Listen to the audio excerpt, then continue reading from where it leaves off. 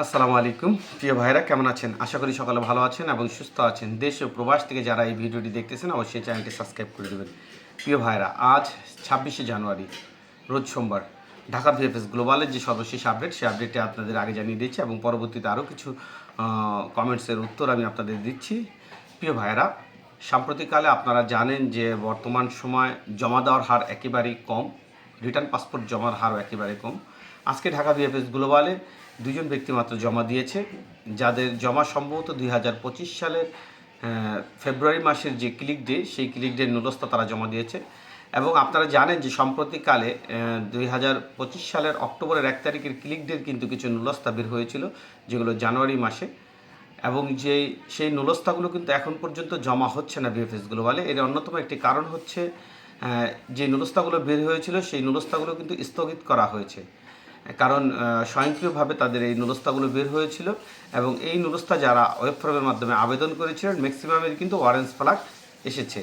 এর কারণ হচ্ছে যে এই কাগজগুলো আপনাদের ওয়ারেন্স ফ্ল্যাগ এসেছে, এই কাগজগুলো কিন্তু বাতিল না। এই কাগজগুলো আবারও তারা আপডেট করে নতুন নুলস্থা নিয়ে আবারও জমা দিতে পারবেন। এবং এইভাবে অনেকেই নুলস্থা আবার হাতেও পেয়েছেন, কিন্তু যারা যখনই ওয়েব ফর্মের মাধ্যমে আবেদন করতে যাচ্ছে তখনই কিন্তু আবেদন নিচ্ছে না এবং বলা হচ্ছে যে তার পূর্বে একটি আবেদন করা আছে। এবং এই সমস্যাটি অনেকেই প্রশ্ন করেন, এই সমস্যাটির সমাধান হবে, একটু অপেক্ষা করেন। কারণ প্রতিটা জিনিসই সমস্যার সমাধান হয়, তবে সেটা সময়ের ব্যাপার, সময় লাগে। যাই হোক, বর্তমান ভিএফএস গ্লোবালে গতকালকে কিছু রিটার্ন পাসপোর্ট সাবমিট হয়েছিল। আজকে কিন্তু রিটার্ন পাসপোর্ট জমা দেওয়ার লোকজন একেবারে দেখা যায়নি, তবে এর ভিতরে থাকতে পারে, কিন্তু ভিএফএস গ্লোবালের সামনে ওই রকম কাউকে দেখা যায়নি। বর্তমান সময়ে যতটুকু দেখা যায়, ম্যাক্সিমাম যারাই আসে বিচ্ছিন্নভাবে একজন দুজন করে আসে এবং এগুলো রিজেক্টের ফাইল নেওয়ার জন্য আসে। কারণ প্রচুর পরিমাণে রিজেক্ট হচ্ছে, বিশেষ করে 2023 ও 24 সালে যারা জমা দিয়েছিলেন কোম্পানি অঞ্চলগুলোতে এবং অন্যান্য শহরগুলোতে যারা জমা দিয়েছিলেন, তাদের ম্যাক্সিমামই কিন্তু রিজেক্টের মেসেজ আসতেছে সবচেয়ে বেশি। এবং কোম্পানি অঞ্চলগুলোতে অবস্থা এরকম যে শতকরা 98%ই রিজেক্ট আসবে। হয়তো এক দুইজন ভিসা পাবে, সেটা খুব রেয়ার ব্যাপার কারা পাবে। কিন্তু অন্যান্য শহরগুলোতে কিন্তু মোটামুটি ভিসা হচ্ছে, তবে সেটা খুবই কম, রিজেক্টের পরিমাণটাই অনেক বেশি। প্রিয় ভাইয়েরা, সম্প্রতিকালে ভিএফএস গ্লোবালের সামনে সবচেয়ে বেশি যে জিনিসটি লক্ষ্য করা যায় সেটা হচ্ছে ফ্যামিলি ভিসার লোকজনের। তারা প্রচুর পরিমাণে কালেকশনের লোকজন এখন দেখা যাচ্ছে, বিশেষ করে 2024 সালে যারা জমা দিয়েছিলেন এবং 2025 সালে যারা জমা দিয়েছিলেন, তাদের প্রচুর পরিমাণে রেডি ফর কালেকশন মেসেজ আসতেছে এবং প্রতিদিনই কম বেশি অনেকেই ভিসা পাচ্ছেন। তবে এখনও অনেক মানুষ আছে যারা 24 সালে এখনও ভিসা পায়নি, তারা টেনশনে বা বিভিন্ন আতঙ্কে আছে, কিন্তু ইনশাল্লাহ তারাও ভিসা পেয়ে যাবে। যতটুকু জানতে পেরেছি যে তাদের ভিসাগুলো খুব দ্রুতই দিয়ে দেওয়া হবে। প্রিয় ভাইরা, সাম্প্রতিককালে ভিএফএস গ্লোবাল ফ্যামিলি ভিসার যে লোকজন যায় তা কিন্তু বিভিন্ন রকমের, অর্থাৎ লিগ্যালাইজেশন, পাসপোর্ট সাবমিটের জন্য এবং ভিসার জন্য, এবং তাদের হারটাই সবচেয়ে উল্লেখযোগ্য হারে। অর্থাৎ তারাই প্রায় দেখা যায় যে 50 জন 100 জনের কাছাকাছি তাদের এই ভিড়টা লক্ষ্য করা যায়। এবং সকালবেলায় আপনারা যদি দেখেন যে 12টা 12:30টার মধ্যে মোটামুটি কার্যক্রম প্রায় শেষের পথে চলে আসে, কারণ যেহেতু ওয়ার্ক ভিসার কার্যক্রমটা একটু স্লো চলতেছে, শুধুমাত্র কালেকশনের লোকজন বেশি, তাই দ্রুত কাজটি হয়ে যাচ্ছে। প্রিয় ভাইয়েরা, আপনারা অনেকে 2026 সালে ফেব্রুয়ারি মাসের যে ক্লিক ডেতে আপনারা অংশগ্রহণ করবেন, আপনারা অনেকে এই বিষয়ে কিছু জানার জন্য বলছেন। আপনাদের একটি বিষয় আপনাদের বলে রাখি, 2026 সালে ফেব্রুয়ারি মাসে যে 3টি ক্লিক ডে আছে, এই ক্লিক ডেতে যারা অংশগ্রহণ করবেন, আপনাদের কিন্তু কোঠা বিন্যাস এখনও হয়নি, তবে আপনারা জমা দেওয়ার পর কিন্তু সেই কোঠা বিন্যাসটা হবে। তবে মনে রাখবেন যে বর্তমানে যেহেতু 2025 সালের ক্লিক ডে, কোম্পানি অঞ্চলগুলোতে আপনার জমার অর্থাৎ নুলস্থা দেওয়ার যে হারটা ছিল সেটা কিন্তু কম ছিল, তবে 2026 সালে কিন্তু সেটা কিছুটা বেড়েছে। তবে আপনারা যেই শহরে জমা দেন না কেন, কোঠার উপর ডিপেন্ড করবে আপনারা কারা নুলস্থা পাবেন কারা পাবেন না। কারণ এখন যেভাবে দেখা যাচ্ছে যে আপনি জমা দিচ্ছেন, শহরের কোঠা আছে মাত্র 20টি 25টি বা 30টি বা 50টি, দেখা গেছে ওই শহরের জমা হয়েছে শুধু বাংলাদেশিদেরই 150 থেকে 200 বা 300 জনের মতন বা 500 জনের মতন, কোথাও কোথাও 1000 2000 3000-এর মতন জমা হয়েছে।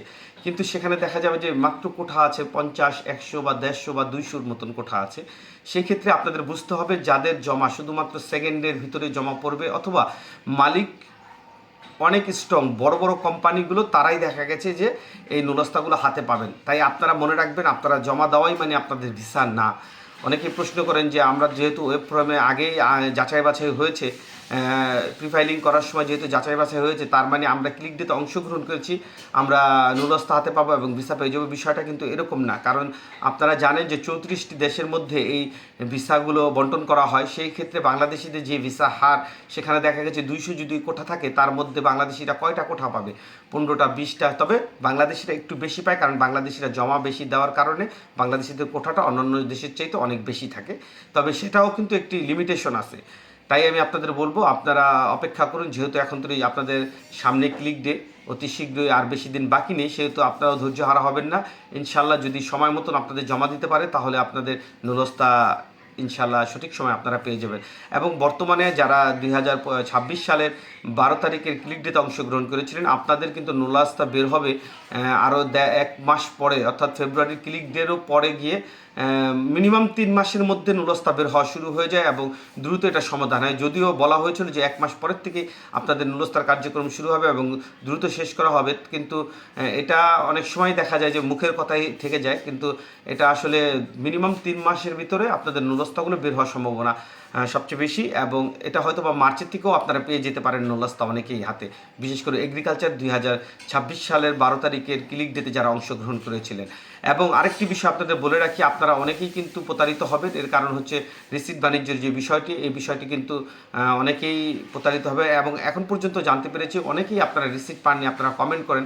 তাই আমি আপনাদের বলবো, যারা এখন পর্যন্ত রিসিট পাননি, আপনাদের মাধ্যমের সাথে যোগাযোগ করুন, সে কি আসলে জমা দিয়েছে কিনা। আর যদি জমা দিয়ে থাকে, তবে কেন সে এখন পর্যন্ত রিসিভটা হাতে পায়নি, সেটা তার কাছে জিজ্ঞাসা করুন, সেই ভালো উত্তর দিতে পারবে। কারণ ম্যাক্সিমাম মানুষই রিসিভটা হাতে পেয়ে গেছে, কিন্তু অনেকে যারা পাননি, হয়তো বা তাদের কোনো ঝামেলা থাকতে পারে, বা তাদেরটা জমা হয়নি, অথবা তাদের উকিল বা তাদের কাছে এখন পর্যন্ত সেই রিসিভটা হাতে দেয়নি, এই কারণে সমস্যা হতে পারে। সেটা তার সাথে জিজ্ঞাসা করলে আপনারা পেয়ে যাবেন। এটার অ্যান্সার তার আমি দিতে পারবো না যে আপনারা কেন রিসিভটা হাতে পাননি, কারণ অনেকে এই ধরনের প্রশ্ন করেন। প্রিয় ভাইরা, যাই হোক, আসলে বর্তমানের যে অবস্থা, আপনারা 2023 ও 24 সালে যারা ওয়ার্ক ভিসার জন্য আবেদন করেছিলেন এবং জমা দিয়ে বসে আছেন, আপনারা নিরাশ হওয়া ছাড়া আর কোনো উপায় নেই। অবশ্যই আপনারা অপেক্ষা করুন রিজেক্ট ফাইল পাওয়ার জন্য, এবং কিছু মানুষ ভিসা পাবে।